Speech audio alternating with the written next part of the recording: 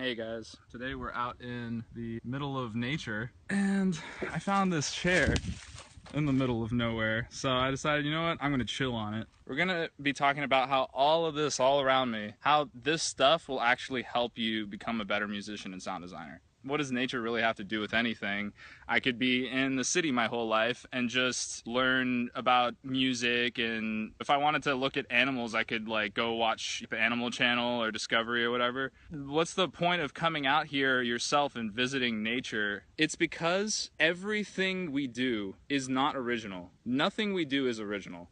And it's a simple law of anything art. Art is not creating something from scratch that's never been thought of before. It's taking ideas, almost like a dream, and rearranging your human experiences in a way that's unique to your point of view. Yeah, some people like to say musicians and artists are actually thieves. They just steal every little thing that they like from everyone else and then they copy them more or less. The way I like to look at it is you're liking what they do and you're taking some nuance of that, making it your own and rearranging it in a way that no one else could have done, and that's what makes you you. And so how does this connect with nature? What does nature have to do with all of this? Well, believe it or not, before there was computers or laptops or even the guitar, there were humans in caves evolving to the point that they are at now, and they took inspiration from nature. They were not only scared of lions and things that they came across, but it actually put them at awe in the sense that, wow, this lion, it's so terrifying, the growl that comes from it, or the pack of wolves or dogs that growl in our mind, in our psyche over thousands of years as we've evolved. It's come to mean this notion of there's a threat to our lives. Birds singing, that's almost the inspiration for why all the way down the road now we make EDM leads and we want to make them beautiful and whistling and to convey a melody and a certain emotion. And so really it's nature. We owe everything in art to nature. Everything from lead sounds to basses to drums, even drums. It's really just the simple idea of whacking two things together. It happens all the time in nature.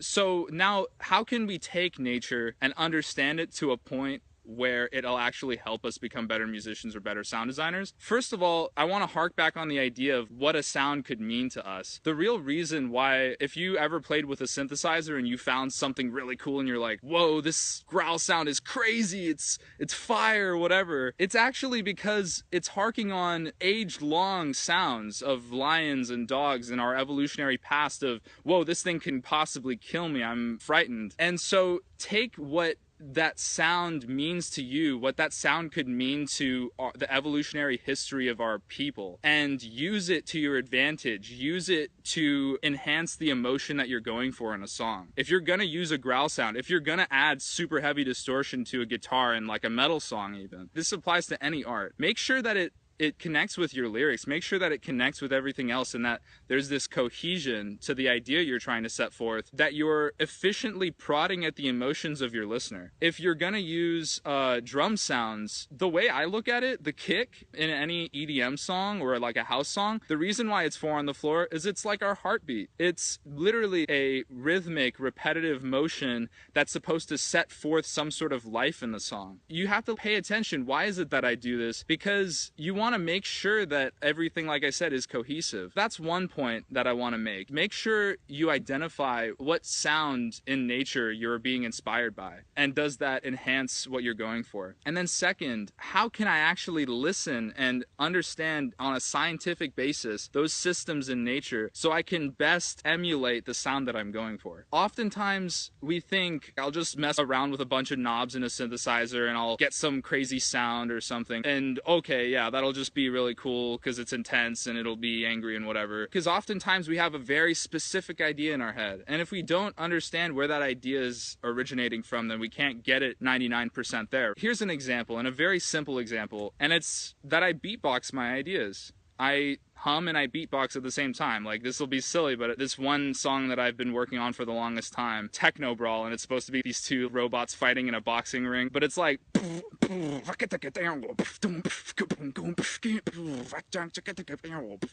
And I take that idea, and it might sound stupid to people when I beatbox it out like that, but it's about taking what I'm doing in that idea. And I actually record myself beatboxing so that I not only can take note so I can like work on the song later, but also because I want to analyze the waveform. I want to see what it is I'm doing with my mouth so that I can recreate that in the best way possible in a synthesizer. The human voice, it's built into us. It's a part of nature, and it's almost like the #1 tool we can use to understand sound because it's all synthesis in a natural environment. And I realized this over time. The throat is like the oscillator of a synthesizer, and the mouth and the tongue and teeth, they're all filters basically. And at the same time, when you just breathe breath, it may not be exactly white noise, but it's basically like our noise generator. When you make like a and that's a bad example, but let's say to emulate a snare, you should actually be understanding what is it that makes that sound like a snare so that I can then synthesize a snare from scratch.